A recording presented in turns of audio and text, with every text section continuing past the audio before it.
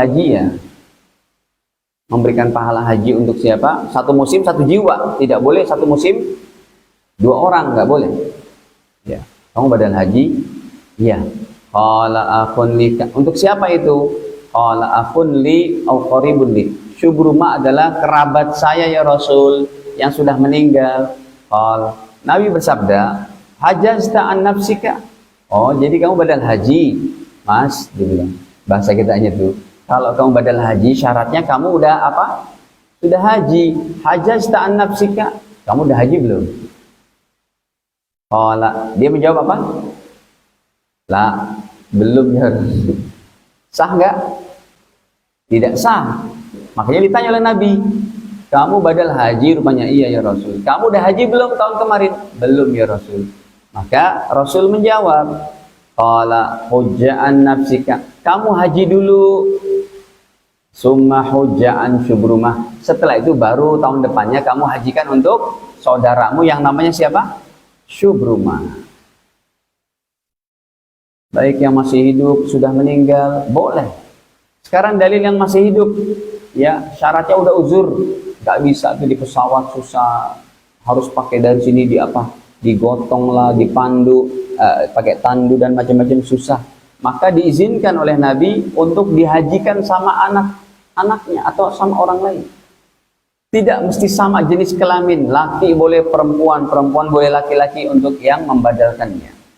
Ini kita dapati dalam hadis, ya, riwayat daripada Al-Imam Bukhari, Imam Muslim tentang apa itu pahala untuk si mayit. Nih, contohnya nomor 1442 dalam hadis Sahih Bukhari, ada seorang wanita bertanya kepada Nabi, ya Rasul, inna abi syekhon saya memiliki orang tua syekhon kabiro yang udah sepuh banget, la yasbut ala rahila, nggak bisa tuh untuk berangkat haji. Pertanyaannya dari anaknya ini, dari putrinya, apa ahuju anhu, boleh nggak saya hajikan orang tua saya? Kata Nabi, na'am, silakan. Itu kejadiannya di Hajjatul Wada' di musim haji tahun 10. Demikian juga Bapak Ibu, saya tuliskan saja amalan-amalan yang lain juga, ya, seperti nomor 3-nya yaitu hadiah pahala baca Quran.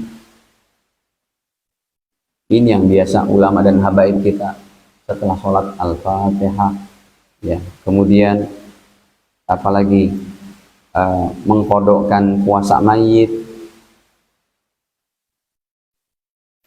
sholat dan puasa mayit boleh dalam satu fatwa, ya. Sedekah untuk mayit, ini kan berupa amal soleh dan lain-lain. Baik hadirin, semoga Allah Ta'ala mudahkan kita, ya, untuk mengamalkan ini, terutama kita persiapkan seberapa banyak jalur pahala mengalir untuk kita ketika kita kapan saja bisa terjadi meninggal dunia, wafatnya kita. Yang penting kita udah punya deposit kebaikan itu dari anak kita, dari keluarga, dari anak asuh kita, dari apalagi wakaf, harta yang kita wakafkan ke masjid ini atau ke masjid yang lain. Demikian, dan semoga Allah mudahkan kita, berikan hidayah dan taufik kepada kita untuk mengamalkannya. Ada yang mau ditanyakan? Silakan. Silakan. Ya, siapa dulu?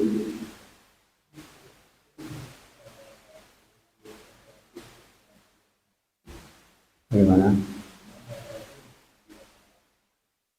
Yang pahala Quran itu saya bawakan fatwanya aja ya. Justru ini ulama dari kalangan ulama yang nomor satunya dari ulama Salafi Wahabi. Biasanya teman-teman Salafi Wahabi ini menyatakan nggak sampai, nggak apa-apa, it's fine, okay, nggak sampai nggak apa-apa. Tetapi Anda jangan menyatakan bid'ah. Sebab guru besar Anda menyatakan sampai. Ini yang mau saya bawakan.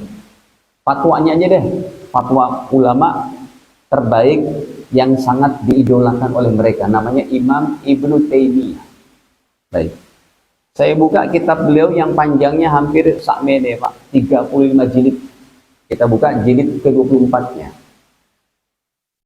Saya tulis dulu, saya buka dulu kitabnya.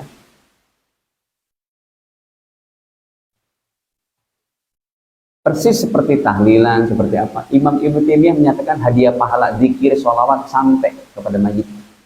Ini ulama nomor satu mereka. Jadi kalau mereka sifatnya hanya menyalahkan saja, berarti mereka nggak baca kitab guru terbaik mereka. Saya buka dulu jati diri kitabnya. Tuh.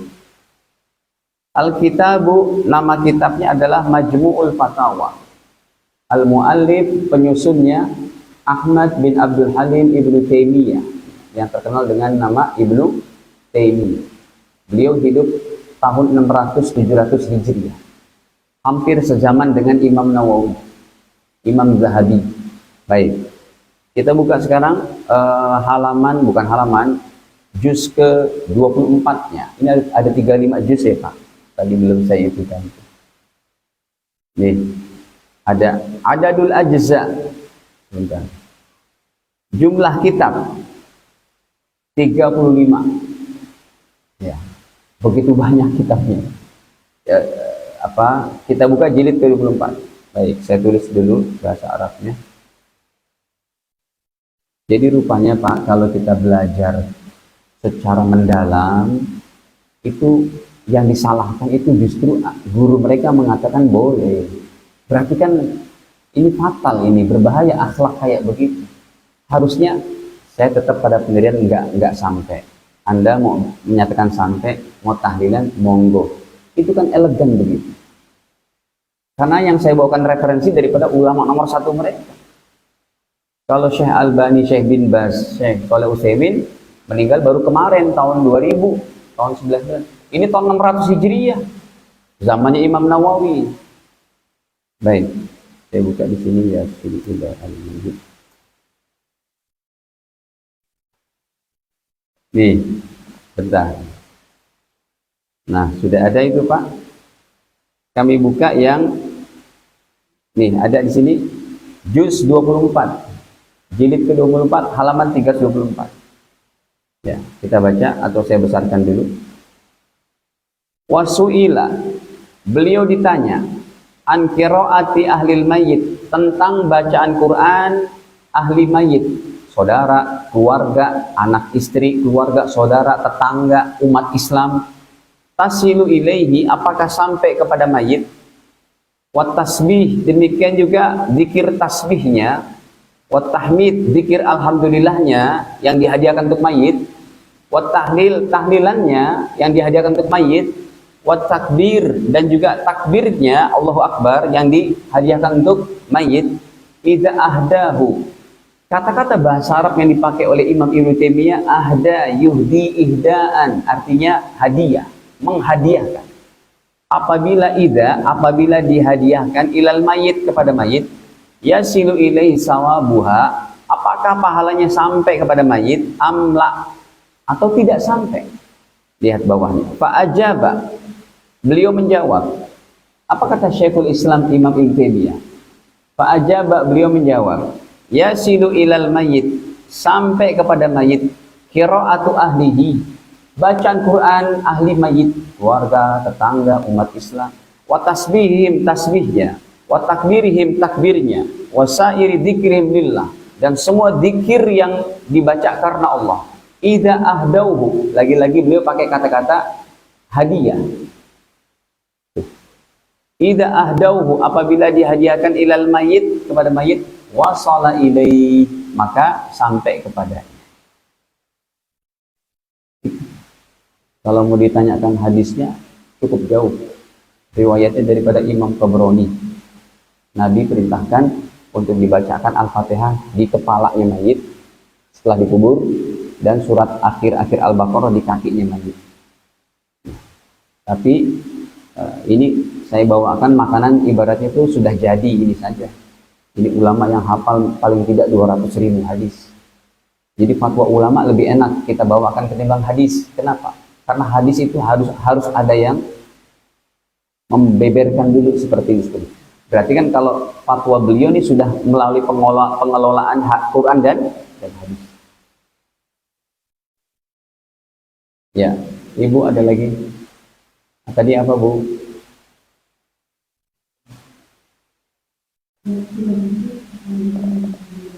Waalaikumsalam.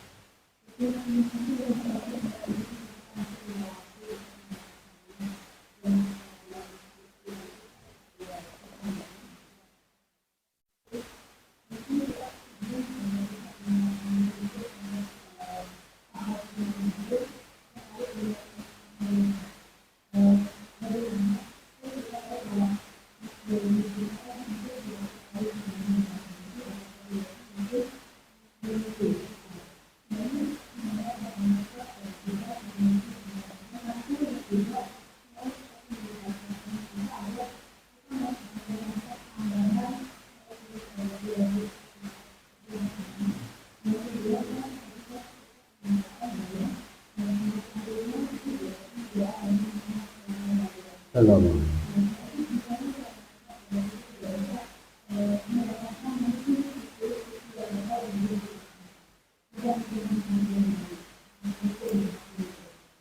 Ya. Yang pertama, anak menantu tetap bisa ibu memberikan kontribusi pahala kepada mertuanya kan gitu. Mertua betul ya? Iya. Begini. Karena anak menantu kan sudah dewasa berarti kan. Berarti dia didikan orang tuanya sendiri kan. Nah, sekarang kontribusi kita maksudnya supaya bisa berkontribusi untuk kita, ya kita minta kepada anak kita yang soleh tadi, menantu yang soleh. Nah, jangan lupa ya, doakan mama, doakan papa. Karena anak menantu itu hakikatnya jadi anak ibu. Menantu dan mertua selamanya alal abad tidak boleh menikah.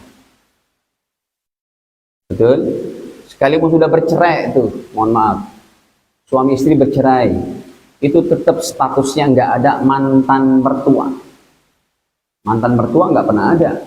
Kalau mantan istri ada, Pak. Betul?